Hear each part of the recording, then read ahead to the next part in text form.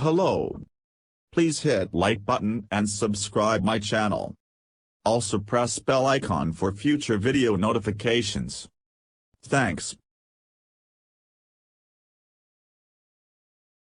It was easy for scientists to denounce racism last March when an attacker sprayed bullets into Asian-owned spas in Atlanta and murdered 8 people, mostly Asian American women. However, the scientific community's response is starkly different when racism is used to justify a pro-science agenda. Just a few months after the scientific community released statements condemning more than a year's worth of anti-Asian violence tied to COVID-19, that same racial prejudice fueled a landmark science funding bill, the United States Innovation and Competition Act of 2021, USICA, formerly known as the.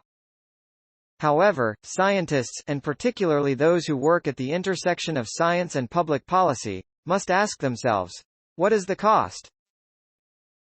Science, while sometimes hailed as a rare opportunity for bipartisanship in a bitterly divided government, is far from apolitical, and this can be a good thing.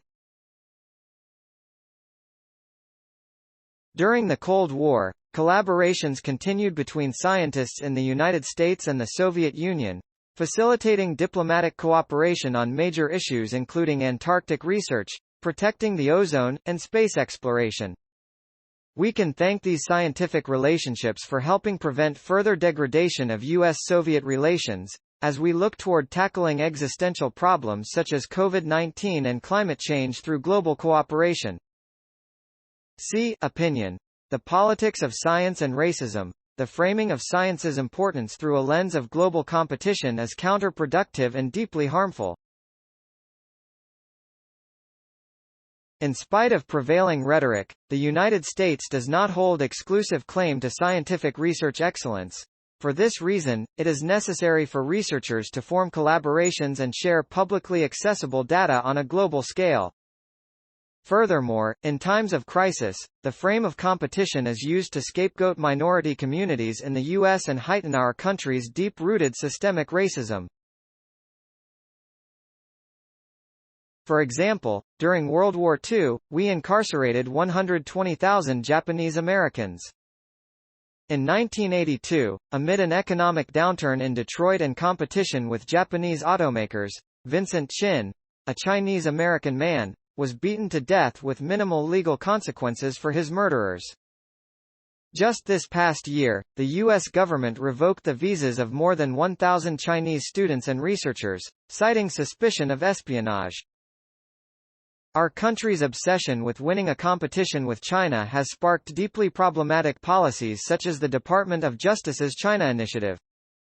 Since its launch in 2018 with a mission to combat economic espionage, only about 25% of cases it initiated through November 2020 fell into this category.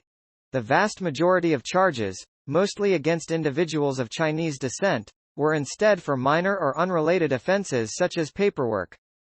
The initiative's sole and explicit focus on China, which is not the only country actively engaged in stealing U.S. trade secrets, has led to the targeting and profiling of Chinese and Asian American researchers, often with little evidence of actual crimes. In addition to many cases of wrongful arrest, such as that of Temple University professor Xiaoxing Xi, these policies perpetuate a narrative that Asians and Asian Americans are perpetual foreigners who can't be trusted, and whose persecution is justified in the name of national security. Protectionist policies and language that demonize an entire country or region are driving away international students and researchers who instead choose to take their talents to other, more welcoming countries. As a result, the U.S. research enterprise, and the many scientists and engineers who work here, will also suffer. The USICA was crafted to reimagine the U.S. scientific enterprise and cement our country's place as a global leader in science and technology. The legislation will likely pass in some form and hopefully will accomplish just that. There are many excellent reasons to support a robust scientific infrastructure and invest in research and development, including combating climate change, curing diseases, and eradicating hunger. Please support my channel to grow by pressing subscribe button and the bell icon. We will notify you technological news. Thank you.